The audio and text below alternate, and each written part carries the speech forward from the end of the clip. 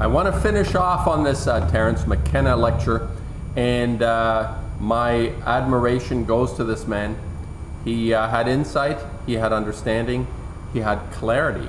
Not much clarity these days about things, but he had clarity about a very essential part. And I'm going to play on this the last, I think it's about 4 minutes, 3.5, 4 minutes.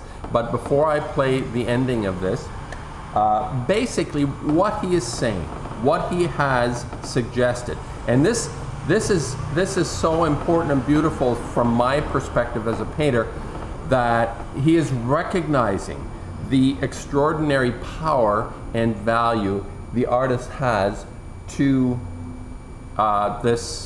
the tribe called humankind, mankind, the tribe of mankind. Artists are those beacons of possibility of our becoming.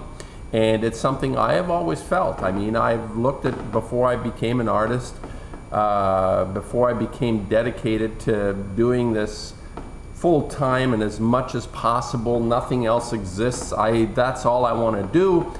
I recognized by looking at my ancestors, the people before me who felt probably the same way, that McKenna recognizes that this is, okay, psychedelics, all that stuff, all right, fine, that's his thing, but he doesn't say we all need to become potheads and mushroom takers and what. No, he says the artist needs to step up to the plate and destroy the irrationality of the rational. This is lovely, beautiful. This is exactly it.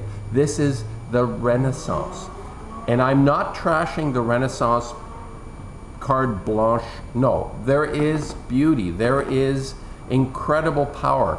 However, what I have always felt is that this opening of artists became manipulated during the Renaissance to promote the desires of the oligarchs, the elites, the aristocrats. We became the decorators of the halls of glory, and this is not our job. We need to destroy the rational part that has infiltrated our thinking process, the way we function in the world. And I'm going to let you hear what he has to say at the end, because it's beautiful. This man was beautiful. I highly respect, regard the destruction of the irrationality of the rational world we live in. So let's just hear what he has to say. And when you understand how the world really works, I'm beginning to get just a hint of it. It works through love and dream and intention to connect. Through love and dream and intention toward connection. And these are ultimately irrational values, and they ultimately must be irrationally embraced, because the momentum toward a rational conclusion is tremendous, but unfortunately completely fatal. And this is the invitation that the artist has always extended toward a radical break with the momentum of rationalism. It's simply that now, in this moment of tremendous crisis, when the artist is at last called upon to perform, and there must be no stitches dropped, because this dance is the dance of transformation. It's a challenge. Itself. This is the moment of empowering. This is what all the shamanism of the past built toward, this final magical invocation. James Joyce said, man will be dirigible.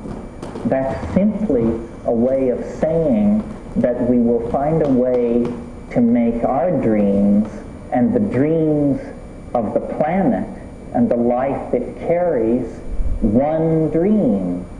And the way to do it is to reconnect up to the Gaian mind through the channels of communication that were always there, but that have not been really taken up since the late Neolithic.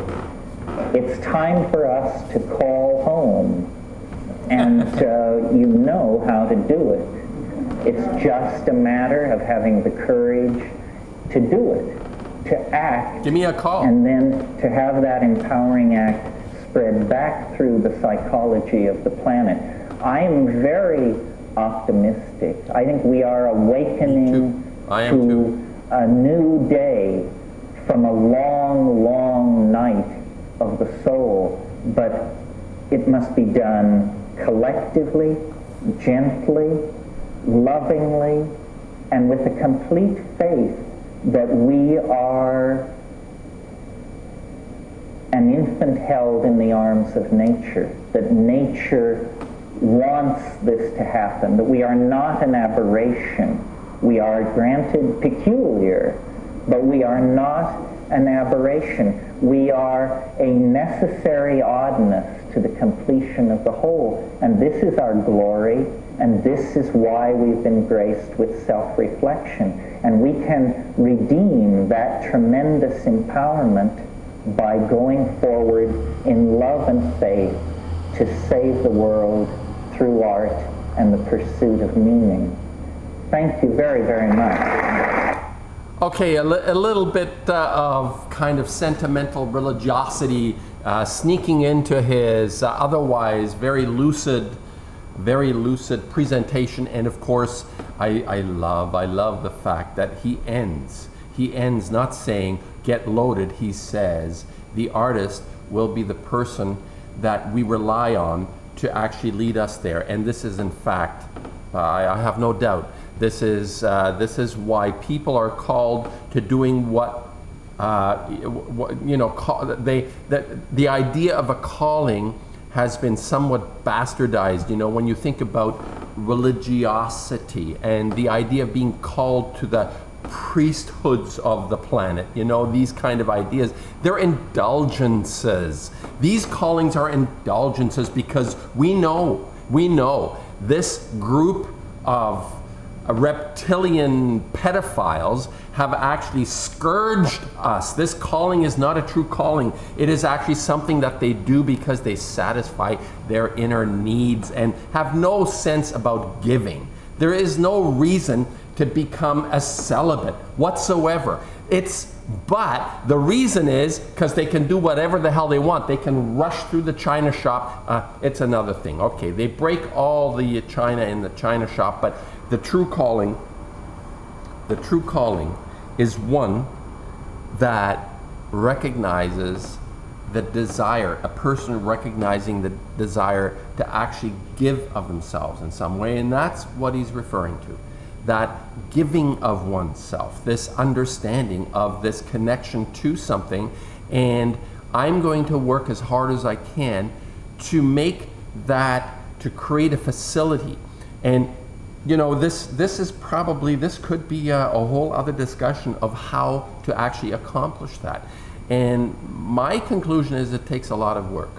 It takes a lot of putting aside everything else, feeling of things. You know, yes, there is a kind of, you know what, you get the call, come on, and we're having a party, can you come? And you say, actually, no, I'm kind of stuck doing something, I gotta finish it. So this is really the idea. If you're gonna be artistic, forget artistic. If you're gonna do it, you gotta commit to it. And that's what he's saying.